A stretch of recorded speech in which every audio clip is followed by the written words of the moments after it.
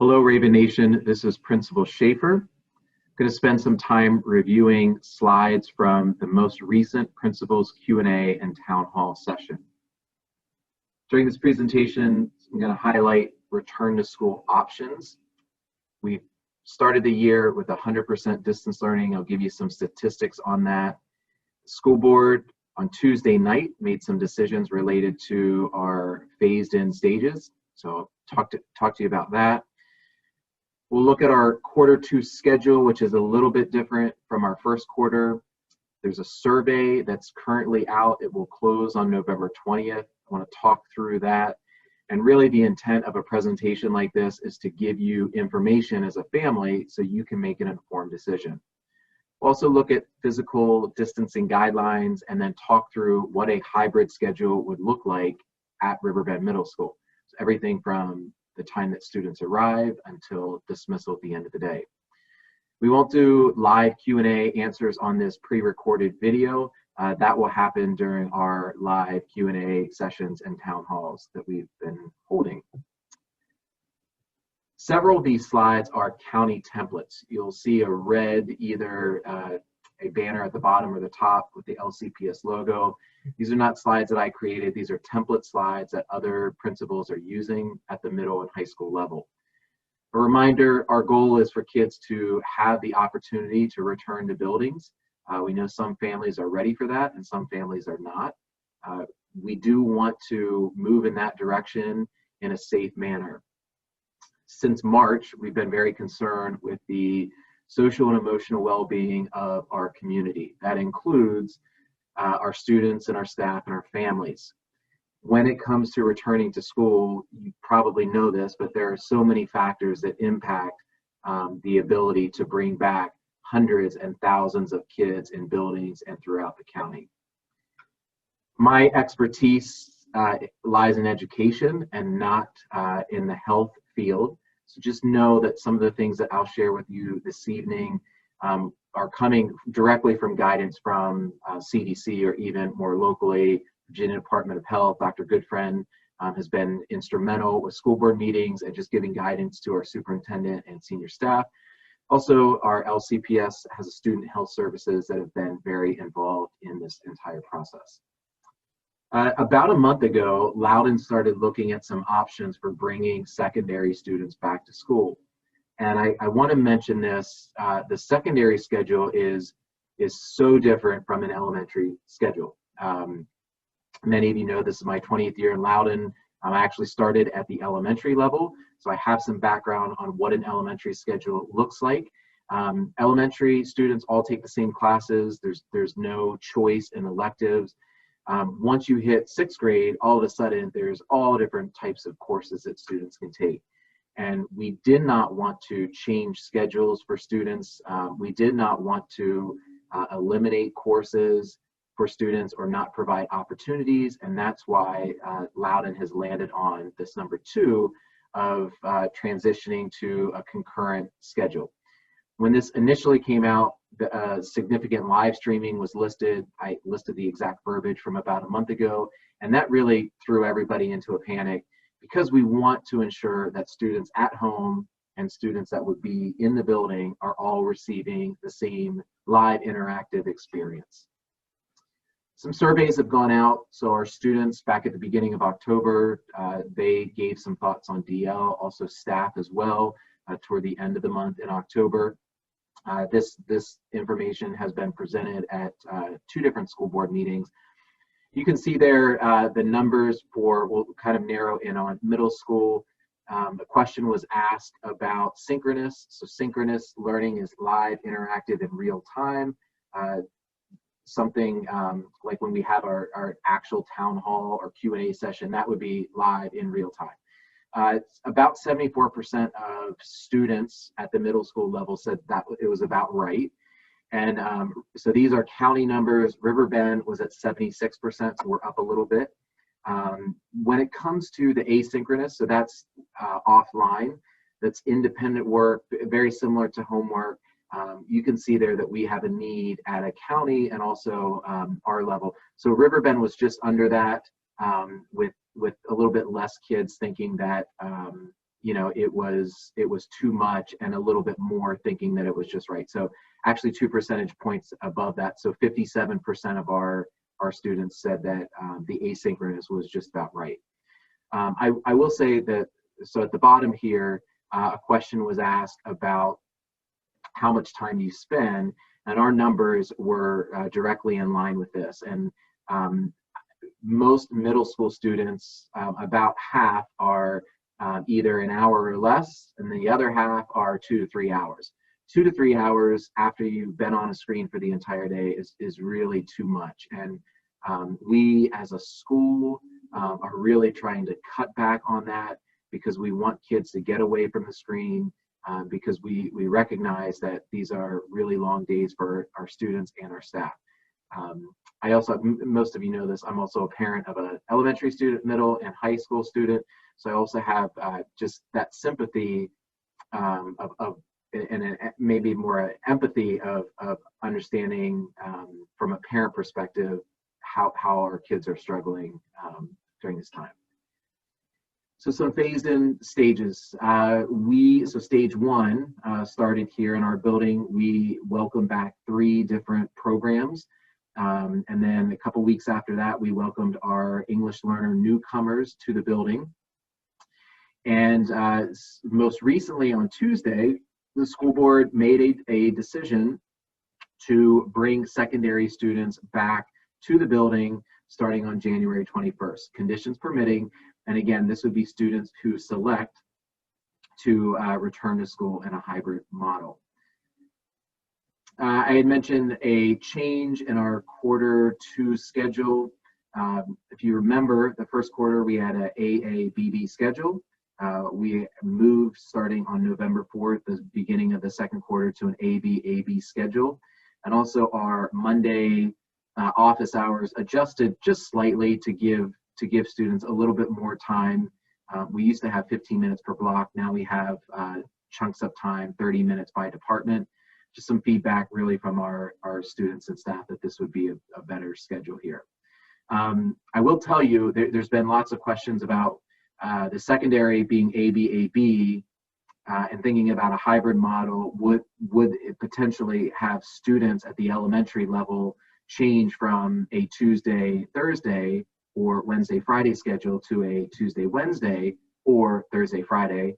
But there's no plans at this time to align that. So what that does mean is if you have an elementary child and a middle school or high school child, they would not be going to school on the same day. The elementary students would be going, let's say on Tuesday, Thursday, where the same group of middle or high school kids, they would be going on Tuesday, Wednesday. It's kind of confusing. There's always lots of confusing things happening. Family preferences. So this survey it went live yesterday.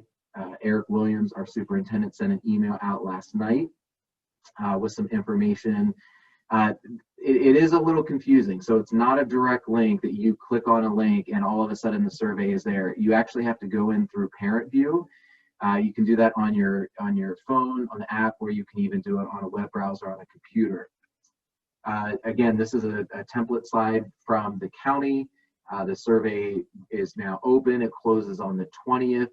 A reminder, this third bullet down, all parents should make a new selection for the second semester, even if your preference has not changed. So if you remember back in July, the middle of July, we all listed our preference for 100% distance learning or a hybrid model at that time. And so it doesn't matter what you put back in July, you need to make sure that you do this prior to November 20th. And the deadline actually is 8:00 p.m. on Friday the 20th. If you've been watching the school board meetings over the last couple weeks and even month, you know that there was a big discussion about what happens if there's a large percentage of students that want to return to the building in a hybrid model. Can we actually accommodate these large amounts of students? To give you some real numbers nationally, an average middle school is about 550 students. In Loudoun, our schools are on average closer to about 1,200. So Riverbend is a little bit over that. So what would happen if we had all these people that signed up for hybrid? Could we accommodate it? So there were three things that they discussed. I'm going to start at the bottom and work my way up. So implementing this random selection, a lottery, no one supported that. The school board on Tuesday threw that out, which I fully support. The next one up, the second bullet here, would be reducing the frequency of in-person from 2 days down to 1 day. No one really supports that at the secondary level, as well as the school board, because on a secondary schedule, you're working on an A, B day. So it's really important to have, like, if kids were in the building, to have them on both days. They did make a decision to allow some flexibility with a reduction of separation. So initially it was allowing at least 3 feet of separation. The change was really from the edge of the desk to the edge of the desk, 6 feet in between, versus the center of the desk to the center of the desk, which is about 4 feet on average in between. And then, so looking at our timeline here, again, the survey is open right now. I also want to mention, I sent an email out this afternoon with a S'mores newsletter, and in that newsletter, I embedded a couple different videos, one of how to access and fill out the survey on your app, like the mobile app, and then the other one would be how to actually log into ParentView on a computer and fill that out. So make sure you check that out. January 4th, our teachers would return back to the building. On any given day, we have about 30 staff members working in the building. We have several teachers that have been teaching from their classroom in the building, but we have many teachers that have been working remotely during this time. Then on January 21st, that's the first day of the second semester, students who have selected the hybrid would begin to transition back. So let's talk about, I mentioned the school board having some flexibility with how many students would be in a class. So to give you like an example, a standard classroom is approximately 730 square feet. So we're looking, initially we were looking at about 11 individuals. It says students, but it's really individuals when you consider the teacher in that mix. And then with some flexibility, looking at the nose to nose, we're looking at 18. So classes could have up to 18 individuals, and that's a standard classroom. This is an example here where the desks would be 8 feet apart. That would allow the 6 feet of distancing between versus a class that we're now looking like center to center. So it's 4 feet in between. So it's a little bit different there. One thing that you will notice, and I'll talk about a classroom and instruction here in a little bit, you'll notice everybody is facing forward, a traditional model where, and we believe instructionally this is the best thing for kids, is to be able to be in groups and interact, whether students are sitting at tables or some flexible seating there. The current model that you're seeing on the screen here is much more of a very traditional style. We don't instructionally believe in this style, but for the health and safety of our students, it is necessary right now. So again, this is like, a standard template from the county. This was the decision that happened on Tuesday. So whenever possible, we are going to keep that 8 feet between, with the 6 feet of separation between students. But depending on our numbers, we do have some flexibility with that. I think parents need to keep that in mind when you consider, would you be comfortable with your child being in a class that looks like this for, 7-hour days? One of our teachers said it perfectly. She said, there's a difference between going out to a restaurant and eating for an hour, or, maybe even going to like a local flag football game and being outside for an hour, versus being in a building for 7 hours, where over 60% of our instructional spaces have no windows at all. And so that's the question as a parent. You've got to ask yourself, am I comfortable if my child was in a situation like this? You've seen this before. This has been put out like even in the summer. We know things are going to be different this year, but we're committed 100% to keeping our students and staff and our community safe and health during this time.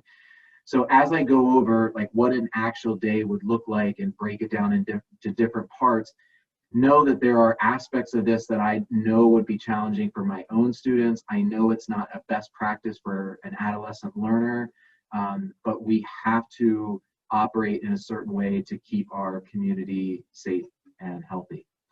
So talking about transportation, a standard bus holds 77 passengers. When you look at the current guidance on that, we're breaking a bus down to 13 individuals every other row. There's some flexibility on that, like if it's siblings on there, if you went to every single row, you now can accommodate 26 students. So what does this actually mean for transportation? The third bullet down here talks about reduced capacity could lead to double runs. We always have, the last couple of years, have had double runs, meaning that a bus would do a route, take kids to a certain neighborhood, and then return to the school to pick up a second group of kids. We're fortunate here that most of our routes are not that long, and so many times our students would be standing around for about 20 to 30 minutes waiting for their bus to come. There are some parts of the county out west where students are waiting for 45 plus minutes. So it is kind of an inconvenience, but we want to be very transparent that we don't have an unlimited fleet of buses. There will be double runs for sure. Also, when it comes to setting routes, all of that will go through transportation. All the information will be available in Parent View related to routes and times and all of that, just like a normal school year. So let's talk about when kids actually arrive at school. So I'm going to break this down like a traditional versus like what this would look like in a hybrid. So traditionally, students would come. We officially open the building at 8, but many times kids will get here, 30 minutes earlier, 7:30. When the weather is colder, or even like we started doing this last year, where we would open up our library at 7:30 in the morning. Many days we would serve hot chocolate for the kids. But kids would come in the building. They, between 8 and 8:18, when the majority of the buses are arriving, students had really some flexibility to go to different spaces by grade level. They could go to the cafeteria and eat breakfast. They could go to the library and check out books. They could, if they had an appointment with a teacher, they could check in with the teacher. And then they had time in the lockers. Middle school is a very social time. This is a time where a lot of times like kids would wait until almost the 8:30 bell, but they would be with their friends, talking with their friends. We know this is good for kids. As a dad, I want my kids to socialize in school. Under the hybrid arrival, this will look very different. And again, it's not always what's appropriate for an adolescent learner. It's what's appropriate to keep individuals safe and healthy during this time. So if you are coming in a hybrid model, starting between 5:30 and 7:30, you'll receive 2 different emails with the LCPS symptoms checker questionnaire. This is something that families are required to do every single day. It's not something where like a permission click, you click once and you're done for the year. You do this every single day. If you want, you can also get a text message. If you get a text message, you also get the double emails as well. When students arrive, before they can even enter the building, we will verify that they have done the questionnaire. If a family forgot to do that, we will kind of give a courtesy call. If it becomes a pattern, that's going to be an issue because everything will be delayed for that student. They're not allowed to enter the building until we've verified that they're certified through that questionnaire. We will take temperatures of students. If there's any kind of symptoms, temperature, instantly the child is not allowed in the building. They have to go home. And depending on most of the situations, they would be home for the next 14 days. Students will not have a locker. They won't go to the locker. They'll report right to their first or their fifth block. During transitions, so in a traditional school year, we have between 5 and 10 minutes. We have like one of our transitions is an extended 10-minute transition We have a breakfast after the bell program where kids can go order breakfast. Typically, transitions are very social. So students are meeting with their friends or talking. They're using the restroom during that time, and they have independence to get to their next class. Under the hybrid, we will have staggered dismissals based on courses or grade levels. Students will be required to walk 6 feet distance from each other, have to wear a mask the entire time. There are directional patterns all around the buildings, and restrooms will be closed during transitions. I'll talk to you about restrooms during class time in a little bit, but that's a common practice with surrounding divisions who have transitioned back to the hybrid. We want to ensure that students are not congregating in the restroom, and so transitional times, restrooms will be locked off. Lunch, this is the picture down here below is another middle school during one of the simulations that I attended. You can see here, actually, traditional lunch, 30 minutes. We give the students a lot of choice, eating in the cafeteria, sometimes the courtyard. The outback is the back of the school. We have recess when it's nice. We have picnic tables back there. For the most part, we have free seating. We actually begin the school year with some assigned seats just to help kids get into that transition. But definitely by this time in a school year, kids can sit wherever they want. They have several different entree selections. In the new hybrid, so students that would come back in a hybrid, they're 30 minutes. They will wash their hands during this time. We can only accommodate 60 per cafeteria. So we have some added lunch shifts. There's a potential of students eating in a classroom. We will not be eating in areas like the outback or the courtyard. Students will have an assigned seat.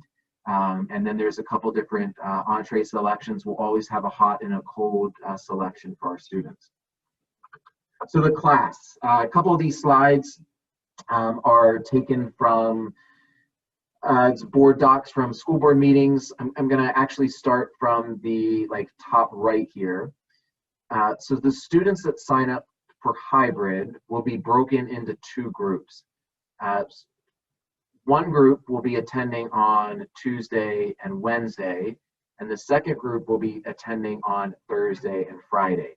So there's really 3 groups of students. What that means is that the teacher will be instructing all of their students that they have right now, except 75% of students will be on the computer during class time. So let me give you an example. Let's say that we have a class of 30 students. So if we have a class of 30 students, let's say 15 of those chose distance learning. So those 15 are at home on their computer on a Google Meet like this. The other 15, half of that group, so let's say 8 of those are also at home on that particular day.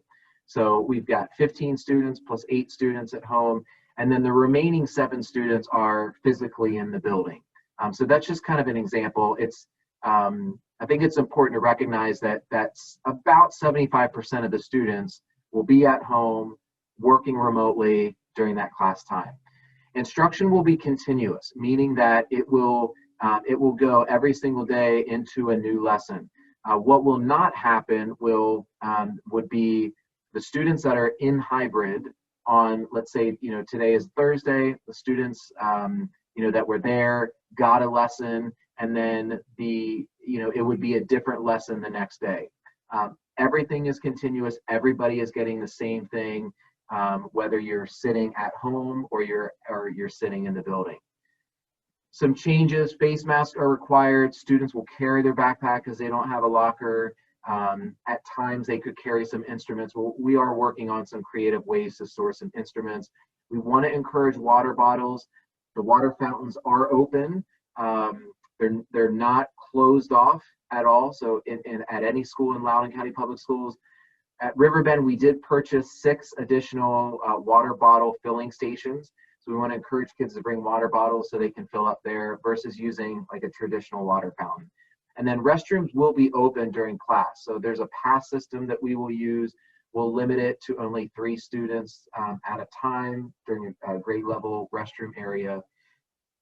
You can see the picture up here also gives you kind of a good sense of what a class might look like. So you can see like everybody has their backpack, everybody is on their computer, the students on the screen, the teacher is communicating with everyone just like they are right now. It just so happens that there's a handful of people in the room at the same time. So it's important to understand, like, if a child is coming back for hybrid, it's not that the computer is closed and they're doing all these hands-on activities in a smaller setting. That's not reality. The reality is they're doing everything that's happening right now. They're just physically in a different location. So rather than, you know, be at home in their bedroom on a couch, they're in the building, sitting at a desk just like this. This was, so again, this was from Tuesday, November the 10th. Part of these slides, this was 2 of the motions that were approved by the school board, looking at this concurrent being various instructional strategies. So there's direct instruction, there's interactive learning. Schools have some flexibility to do what's right for certain subject areas. So we know, like, as an example, a second level like German 2, a high school credit course, or students taking Algebra 2 Trig looks very different than 6th graders taking art, or 7th graders taking physical education. So there is some flexibility of what classes may look like, but just know that the instruction will be the same. There's one lesson plan, all the kids are doing the same thing. That's important to understand, like, that instructional model. Concurrent teaching, again, it's both synchronous, meaning live, interactive, and asynchronous, just like students are using now. The 2 primary platforms that we're using, even in a hybrid model, would be Google Meet. That would be the live, interactive, synchronous, and then Schoology. All that information would be in that asynchronous time. This is, again, like, just some different models here. This is really designed for teachers to think about how they could restructure their class in such a way where there will be times where there's whole group. There's also going to be times where a teacher is working in a breakout room with students with some targeted instruction there. And again, like, I think the important thing to remember is every class will look a little bit different based on the grade level, you know, the students that are in there and the subject area. Here's some pictures. This is from the academies of Loudoun. So you can see they have some different structures that we don't have. Like, on the left-hand side, you can see the cubbies where they can put their backpacks. Our middle school, actually any middle school, does not have this. But what you can see here is the students will all be wearing a mask. They'll all have separate desks, and they're all on their computer. Again, they're not up doing labs, hands-on, you know, like we would typically be doing in in-person instruction. Extracurricular activities. So an important thing is, whether you sign up for hybrid or you sign up for distance, everyone has access to extracurricular activities. So we do have some of our clubs that have been meeting online. We're beginning to transition into some, you know, in-person. So whether it's, you know, you have an interest in, you know, chess club, or, you know, being involved with the school musical or jazz band, just know that every student will have access to that. Transportation is not being provided. So even if you happen to be here in a hybrid setting, you would have to find your own transportation. We're not running activity buses in Loudoun like we would typically do in a school year. So again, then I'm opening it up for question and answers. This would be, you know, a live time where you could ask me anything. I don't have pre-recorded questions to answer. It's really, you can ask anything. I will record the live sessions. I recorded last week. We did a live session, and that was put up on YouTube and also our website. If you do have an extra question that has not been answered, feel free. You can always, you know, send me an email or reach out. We can jump on a Google Meet and just talk through some things. because the whole purpose is I want families to know exactly what hybrid would look like. We want our kids to come back to the building, but in coming back, they're not coming back to the school that they're used to.